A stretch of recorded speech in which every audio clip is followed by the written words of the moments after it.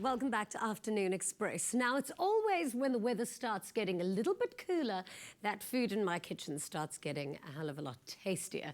So today we're going to be working with two of my favorite flavors, cinnamon in particular, and I really enjoy when you can taste the texture of all of this delicious sticky brown sugar. Okay, how do we get started with our Arlette? Today we've got a very, very basic recipe, which is great because it means that it's quick and easy. Yeah. So we're going to start with two basic things. I've got a sheet of puff pastry here that I took out of the fridge about half an hour ago. You buy this, though, as you buy this rolled up. You can make it yourself if you have got all day to spare, which we don't. For today, let's not. I've taken it out of the fridge because it comes frozen. Okay. And you can see this is the kind of texture of it. So it's pliable, but it's not cracking when I roll it out. Very simply, we're going to mix together our cinnamon and our muscovado sugar. You can just as easily add in anything else that you like. So anything sweet. Some crushed up cocoa nibs or raisins. So I'm going to mix these two together. Okay. What is quite nice as well is if you take some ground up coffee beans. So I would take like a black pepper grinder and put cocoa nibs and coffee beans and this brown sugar and then grate it all together, and it gives it that kind of wintry I actually have appeal. a little thing. You get it in the shops. We're in the same section as all the spices. You actually get one of those grinders, and I've got one with cinnamon, sugar, and a little bit of chocolate in it. Sometimes I put it on popcorn. It just gives like an extra. It's actually delicious. So I've rolled the pastry out, and you're just going to take the sugar and cinnamon and push it into the one side. I'm actually just going to go ahead and use my hands. Yeah, you use your hands, and I can do this for you. Perfect. Or am I doing too much? No, go wild. I mean, I genuinely Nobody's ever complained that they had too much tasty stuff in there. Only except for every girl ever after a great holiday. So I'm going to tell you to just hang 5 on that because we're going to flip this over and we're going to do the other side. Okay. And all of this is probably going to fall over. Yeah, that's going to be messy. That's fine. But fun. Okay. So we flip this over. We're going to do the other side. Okay.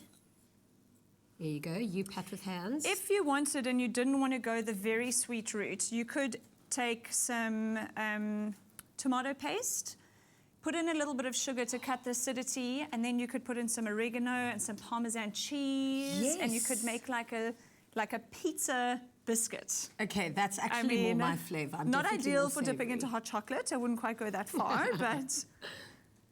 No. Okay, so we've got both sides done. The next thing, another simple step, is just to roll it up.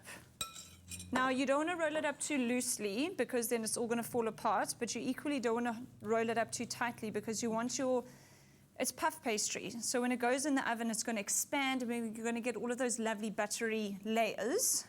So you can see I'm just rolling it up naturally. Yeah, easily. And of course, none of my sugar's stuck onto the outside. Murphy's Law. Okay, no, that's fine. We'll get it to stick. Yes.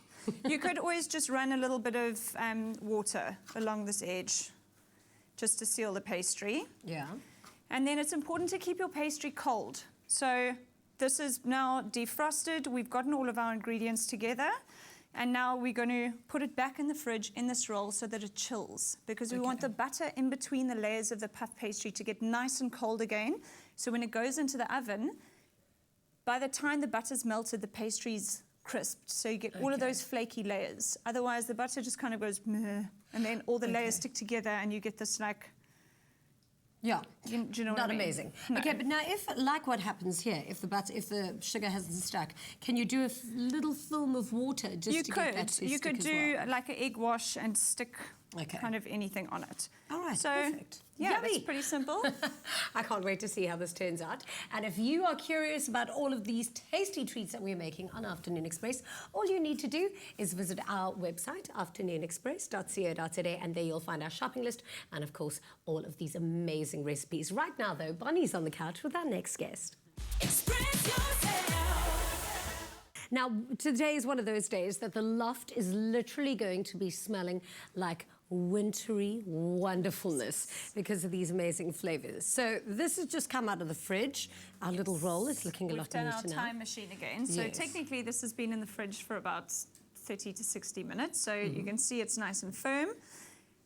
Easy as pie. I'm actually going to leave it on here. We're going to cut it into rounds. Then we're going to put those rounds onto this baking paper, and I'm going to go against everything you think about puff pastry, and I'm going to roll it flat with this rolling pin. Okay. All right, so we're going to go from So there. why is that against everything that you think about Because puff with puff pastry? pastry, it's always, work light gotta let it and grow. don't mush it, and you want to get these big fat layers. But for us, we want the layers to stay kind of thin and crispy instead of airy and If you puffy. didn't roll it out, would it come out like a croissant with lots of little broken layers? Yes, it would. Okay. Is that also an option, or just no? No. Okay. So I'm going to cut a few of these, otherwise we're going to be here all day. Yeah. Or I can cut and you can roll. Perfect. Look at us. We're Right. a team. So over here, I'm going to take a little bit of our leftover cinnamon sugar. Okay. I'm going to sprinkle it on this half of the mine's a baking bit paper. thick. No, it doesn't matter. You can kind of, I like to go like a pinky finger width. So Okay. it's an easier way to remember. Then we're going to put a bit of cinnamon sugar over the top. You can never have too much Sugar, sugar. sugar, Why sugar. not? Pile it on. Then I'm going to fold the baking paper over the top just so that it doesn't stick. And give it a good roll. I mean, don't be scared. So that's kind of what we're there. going for. It looks incredibly unsexy right now, but I promise you the taste is going to be a lot But it's better. us that is making it, so it's Yes. fine. I'm putting it straight onto the baking tray. This pastry is super buttery, so there's no need to put baking paper down or add more butter. You're going to be fine. Okay, let's So- make loads because there's so many people in the loft today. I feel like we need to feed all of them. Exactly. There you go. There we go. I mean, can you mess it up by, I mean, Not really. what's the worst thing and that can that's happen what's when you're actually rolling? quite nice about this recipe, I think, is it's, if you've got kids, it's a lovely recipe that you can do with your kids. You can give them free reign, they can sprinkle, they can put hundreds and thousands on, you can really go to town. Could you And put jam through this? You could. I just wouldn't put too much jam. What would happen to It's- it if you had to bake it? Well, the jam just caramelizes quite a lot, and jam is also quite sweet. I think if you did it, like those biscuits that Granny used to make, those apricot biscuits with the grated, I think apricot jam could be quite nice. And you don't need to spread them out too much in the pan because they're going to go this way, not that way. Okay, that's So, good. yeah, you can really... Get into it. Okay, then what's going to happen from here? This is going to go into the oven. This is going to go into the oven, and every oven is different. So put it in the oven. Once the pastry is kind of golden and crisp, then it's ready. So if you take it out of the oven and you lift a biscuit off and it kind of does that, it's not Yeah. ready. Okay. Put it back in. It's going to be quite crisp. For me, all recipes say that you should take them out of the oven and leave them to cool before you enjoy Yes. them. I'm completely against that. For me, stuff usually by the time it's cold, it's finished. Okay, and we can So- have this warm as well. Yeah. Excellent. Remember, this recipe and, of course, all of the ingredients are on our website, afternoonexpress.co.za, and it's already starting to smell so delicious in here. And the minute we put those in there, it's going to be even better. Now, remember that our resident chef, Clem Pedro, is teaming up with Espresso Morning Show's Zola Nene for a baking boot camp, and you can take part. Here's how it works. I'm Zola and he's Clem.